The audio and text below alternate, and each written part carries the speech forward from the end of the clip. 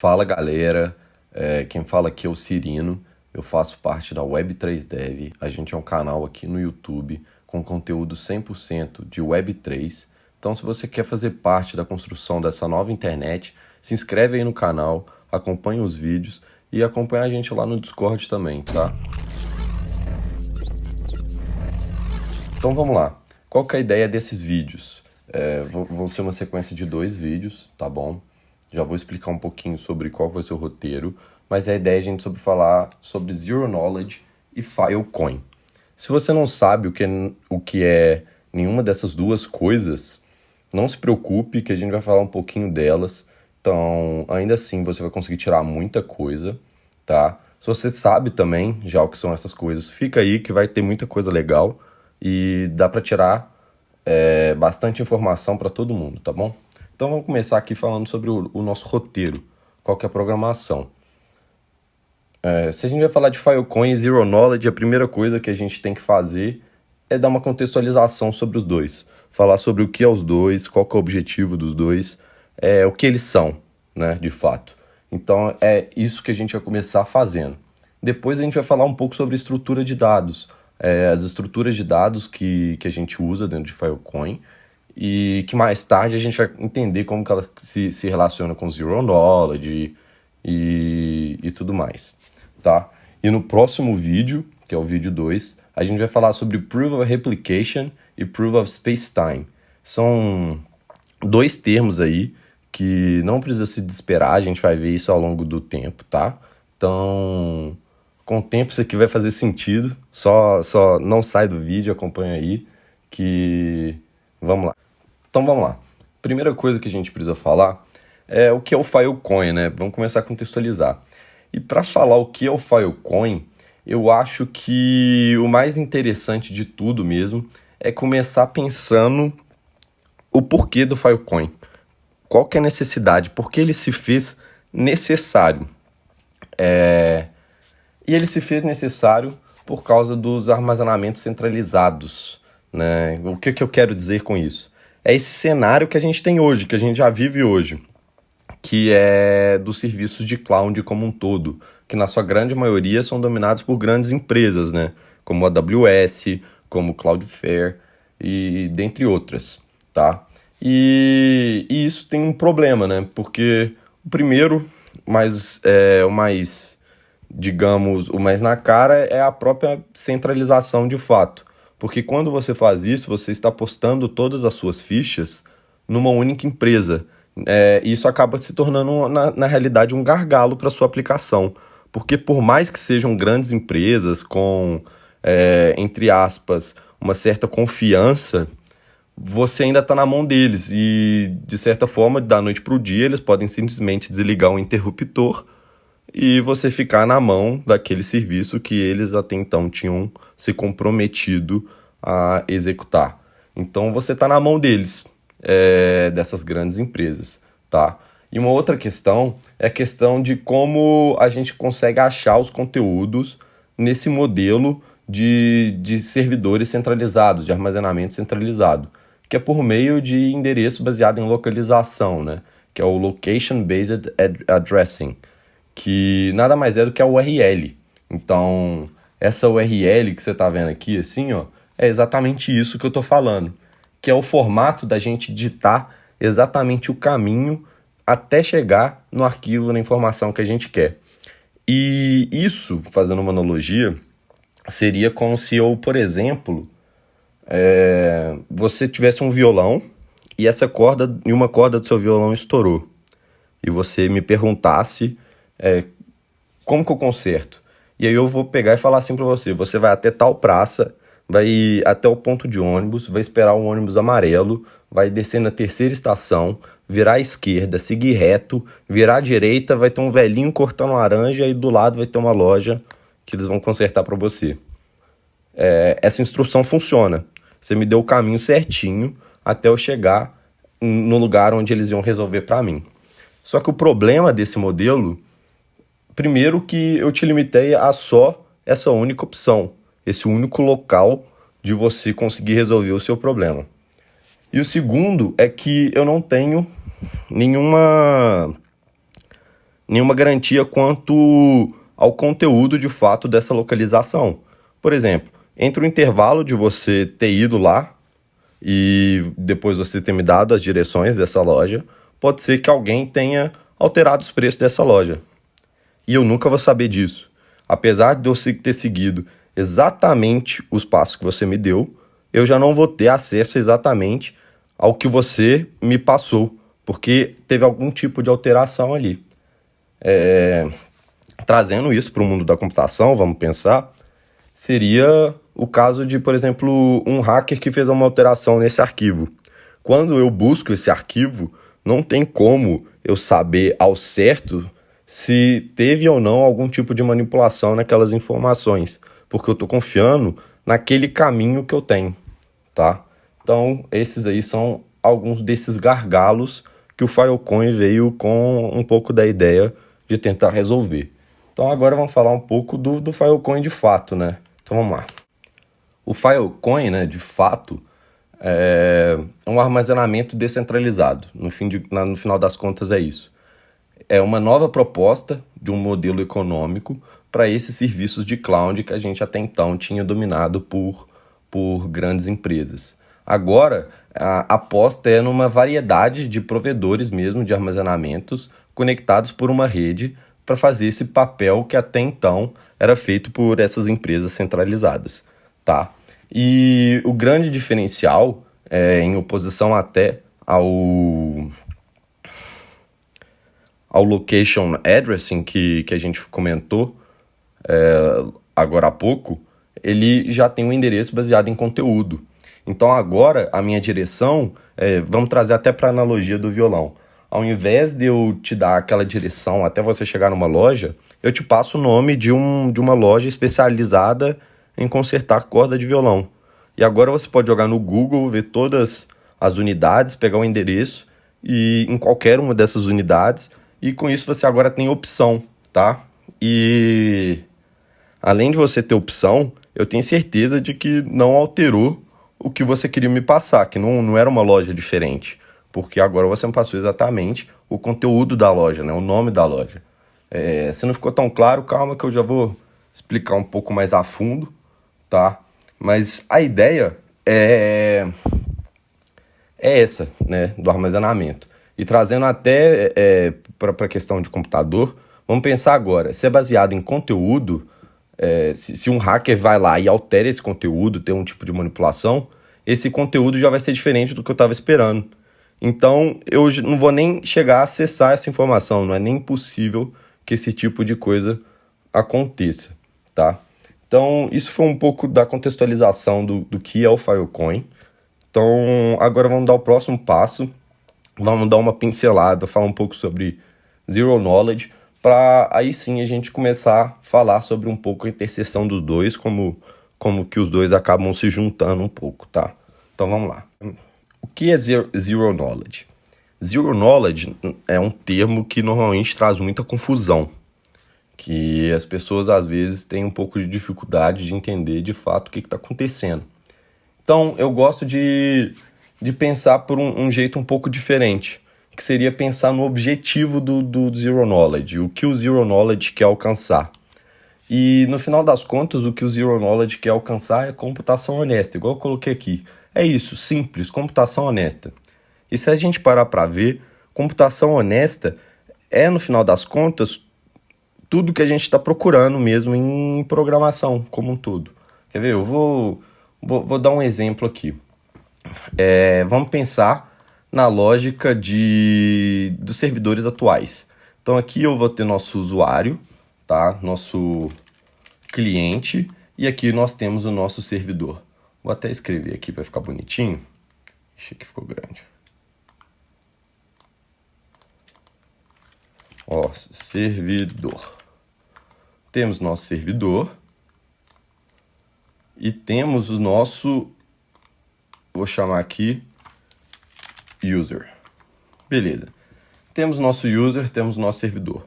No modelo de hoje, o que é muito comum de acontecer é o servidor salvar as seguintes informações. Ele salva no banco de dados o username e a hash da password desse usuário.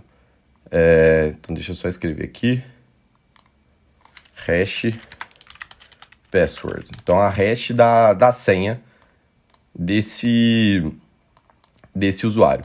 Se você não sabe o que é hash, deixa eu só fazer um pequeno overview. Então, a gente vai utilizar bastante hash aqui, inclusive nesse vídeo, no próximo. Então isso vai ficando cada vez um pouco mais claro. Mas se você não sabe, vou dar uma pequena introdução para as coisas começarem a se encaixar. Mas hash nada mais é do que um processo, um cálculo matemático, né, uma sequência de cálculos matemáticos que transformam um input numa sequência de números e letras. Na realidade, esses números e letras, eles são um número, mas você pode pensar ele como números e letras, tá? E uma pequena alteração na entrada dessa hash já resulta numa hash final completamente diferente.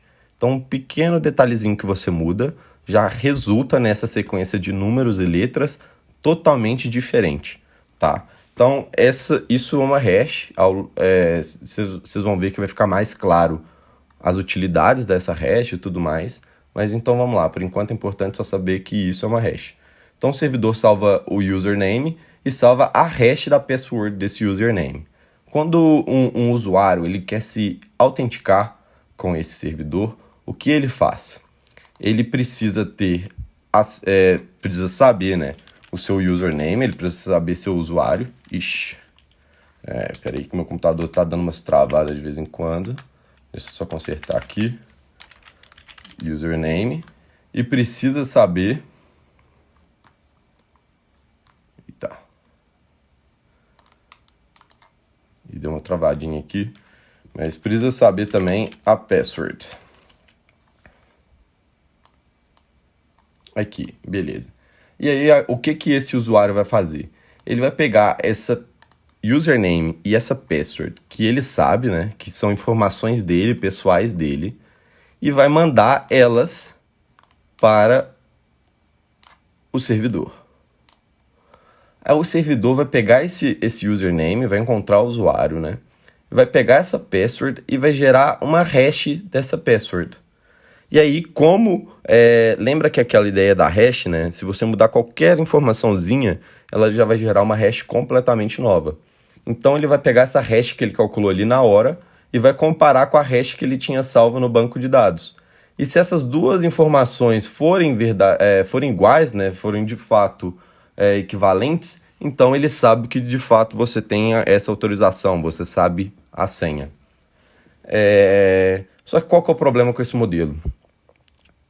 Que é um modelo praticamente usado em todos os sistemas que a gente tem hoje.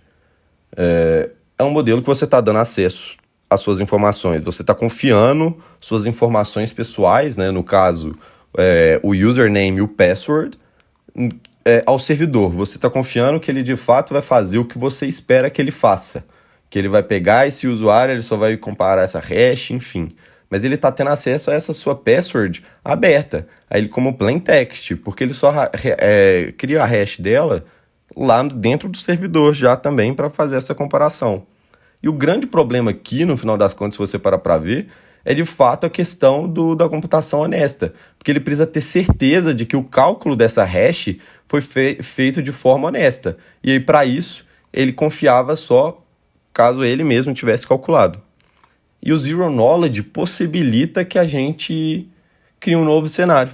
Porque o Zero Knowledge é, de fato, essa computação honesta. Então, vamos redesenhar essa estrutura aqui, só que agora pensando em Zero Knowledge, tá? Então, vamos começar deletando aqui,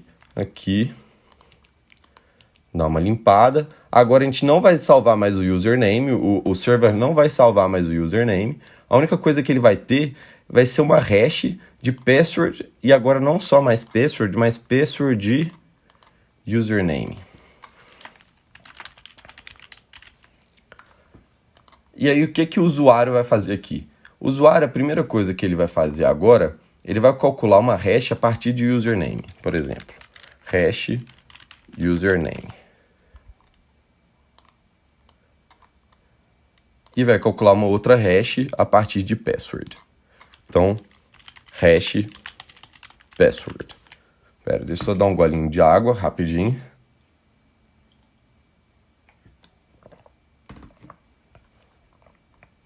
e vambora.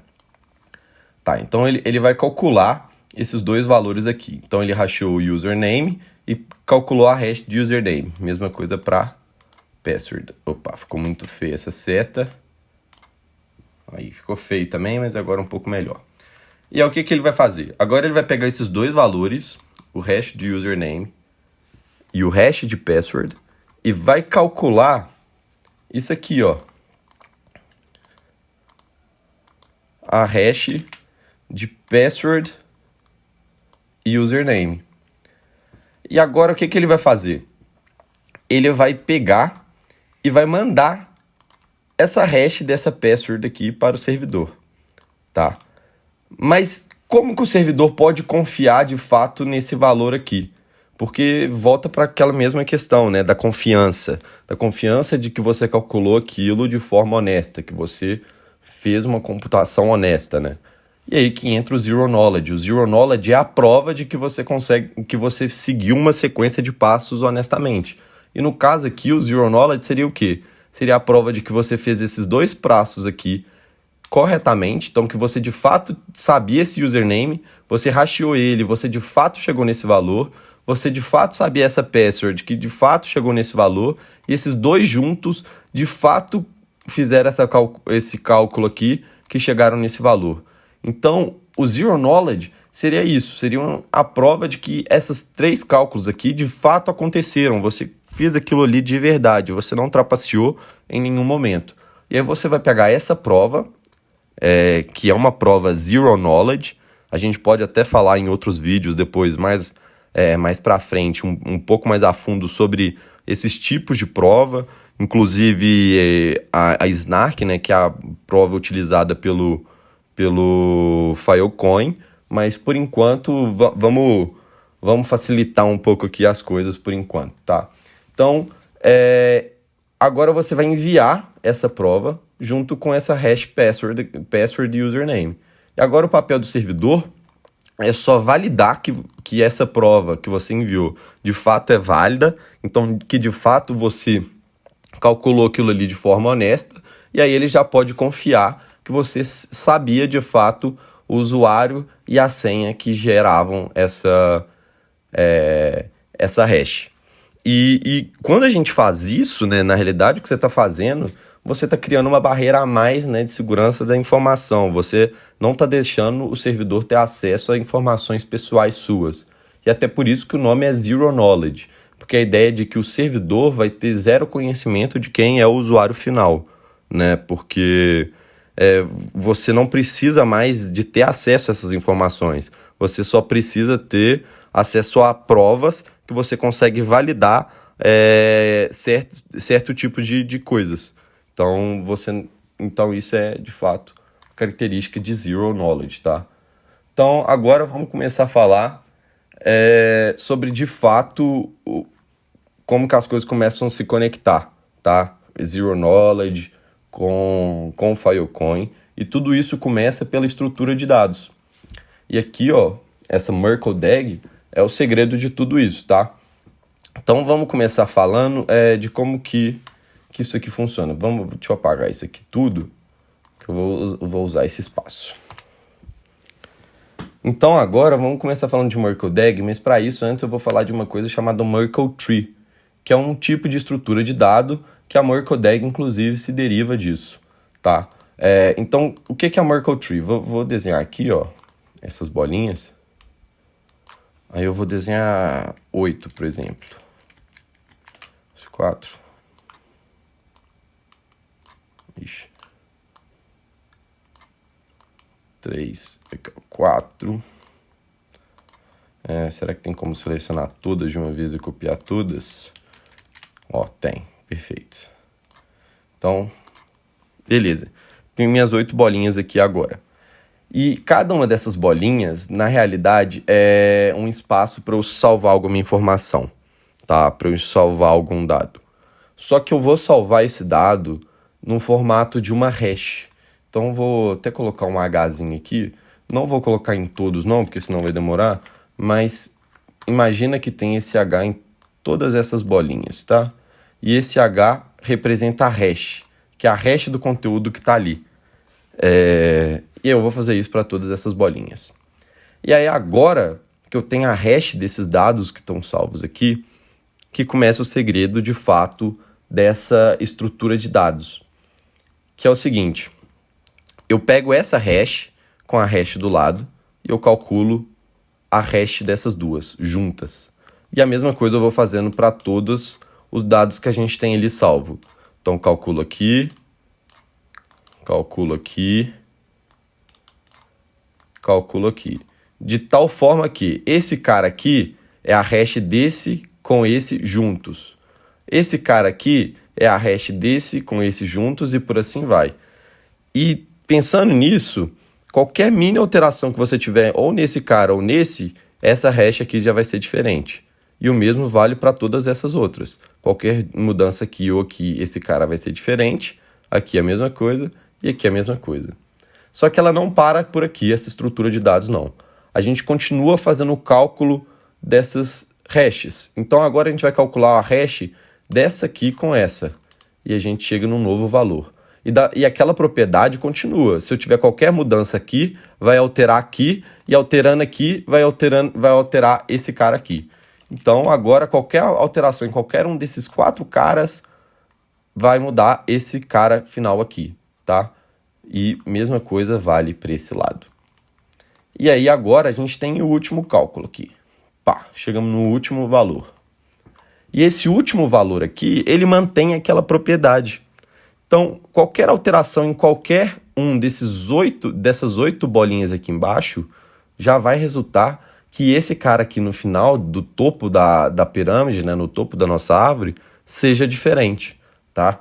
E esse cara tem um nome especial, exatamente por estar ali no topo, ele tem o nome de root, é a raiz. Deixa eu só escrever root. Aí, root. É a nossa raiz, então é a nossa Merkle root, tá? E ela, se você parar para ver, como qualquer alteração altera essa root, ela representa todos esses dados de uma só vez com uma única informação, tá? Então, isso é um fator muito interessante da Merkle Tree como um todo, tá? Porque ela traz praticidade pra gente. Porque olha só pra você ver, por exemplo, só com esse cara aqui, eu consigo meio que ter informação de todos esses caras que estão aqui embaixo. E outra coisa interessante, olha só como traz praticidade pra gente. Só com poucas informações, eu consigo ter certeza de que um determinado dado está incluso dentro dessa estrutura de dados aqui. Quer ver? Ó, vou dar um exemplo. Vamos supor que eu quero saber, eu quero ter a certeza de que dentro dessa estrutura de dados, esse carinha aqui está salvo. Ó. Esse carinha aqui está salvo. E aí, para isso, como que eu vou saber se esse cara de fato está salvo? Eu preciso calcular uma Merkle root que seja igual à Merkle root que eu tenho salva, como sendo a Merkle root dessa estrutura de dados. E aí, para isso, eu vou precisar de algumas informações. Eu vou precisar desse carinha aqui, que aí com esse mais esse que eu quero ter certeza que está ali dentro, eu consigo calcular esse cara. Aí eu preciso com esse que eu acabei de calcular, consigo calcular este. E dessa mesma forma, eu preciso desse, para que com esse eu calcule esse. Então, eu só precisei de 3 caras. Olha, eu precisei deste, opa, aí foi grande demais, deste e deste, para conseguir ter certeza de que esse dado está lá, certo? Porque se eu tenho essas 3 informações, eu consigo calcular esse, depois eu calculo esse, depois com esse aqui mais esse que eu já calculei, eu calculo a root, se ela for igual, pronto. Eu já tenho certeza de que aquele dado de fato está ali dentro, tá? E esse 3 aqui não é à toa, tá? Esse 3 não está à toa. Por que esse 3 não está à toa? Se a gente parar para ver, tá aqui, ó. 1, 2, 3, 4, 5, 6, 7, 8. Nós temos 8 pés, tá? Então, 8 é 2... Ixi, que 2 feio. Vamos refazer. É 2 elevado a 3. Isso aqui é igual a 8, né? Que é o número... Opa, aí. Que é igual a 8, que é o número de informações de fato que a gente tem. De leaves, que a gente chama, né? De folhas da nossa árvore. E E é isso aqui que indica o número de informações que você vai precisar para conseguir ter certeza de se uma informação está ali ou não. E aí você pode até pensar, né? Nossa, que bacana, realmente, ao invés de eu precisar ter que olhar 8, eu tô olhando 3. Tipo, conseguir melhorar 5. Aí você pode pensar que é pouco, né? Mas, beleza, quando a gente tá olhando com pouca coisa assim, parece insignificante, né? Mas aí quando a gente tá olhando com 2 elevado a 32, por exemplo, onde a gente teria que isso aqui é igual a 4 bilhões... Ixi... 4 bilhões, 200 e tanto milhões, e por aí vai. Que você teria 4 bilhões de espaços aqui de informação, e aí você só precisaria olhar 32 informações para ter certeza de que algum certo tipo de informação de fato está salva ali. Então você vê que é uma estrutura de dados muito poderosa, tá? E ela traz muitas praticidades, né? Igual eu coloquei aqui, praticidades. Por essa questão de fato de você conseguir provar com poucas informações se uma informação está ali dentro ou não, essa questão da root, de qualquer mini alteração você conseguir ter esse controle, e é exatamente por isso que você tem uma maior distribuição. Porque se você faz qualquer pequena alteração no dado, você tem uma root diferente, você consegue ter certeza de que a mesma root é exatamente a mesma informação. Então, se você está procurando por um conteúdo e você sabe qual que é essa Merkle root dele, qual que é essa hash final dele, você consegue pegar isso de qualquer peer. Você não precisa mais de ter um único servidor disponibilizando esses dados. Você pode confiar agora em diversos peers, desde que eles tenham essa mesma Merkle root, você tem certeza que é exatamente o mesmo dado. E com isso você consegue buscar a mesma informação de pontos diferentes, aumentando de fato a capacidade de alcance, né, distribuição, porque você pode fazer downloads desses pontos diferentes mesmo. Então, essa estrutura de dados é muito importante, tá? A gente vai ver no próximo vídeo o tanto que isso aqui é quase que o segredo de fato do Filecoin. Mas para esse primeiro vídeo a gente vai parando por aqui, que a ideia era dar uma passada, explicar o que é Filecoin, explicar o que é Zero Knowledge, começar a falar um pouco dessa estrutura de dados, tá? E o próximo vídeo a gente vai falar de fato das provas que a gente tem, tá bom?